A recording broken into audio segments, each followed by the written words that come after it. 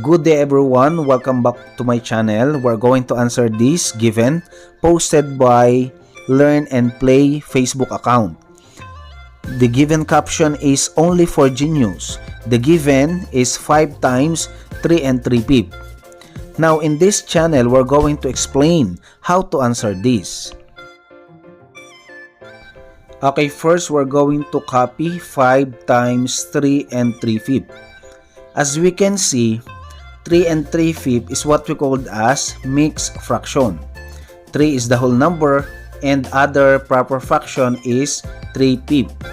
Now, first step, we're going to convert it into improper fraction.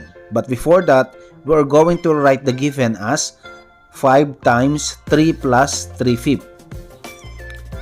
Then that is equal to 5 times. Okay, now how to convert 3 plus 3/5 into improper fraction? We're going to multiply the denominator 5 to 3, the whole number. 5 times 3 is 15, plus 3 is 18. Then copy the denominator 5. What will happen? 5 times 18 over 5. Now, as we can see, we have 5 times 18 over 5. This is a product 5 times. Okay, we're going to cancel or divide 5 into denominator 5, which is equivalent to 1. Now, as a shortcut process, we're going to cancel 5 over 5, that is equal to 1. Therefore, the remaining value is the numerator only, which is 18. Therefore, in this given, the final answer is 18.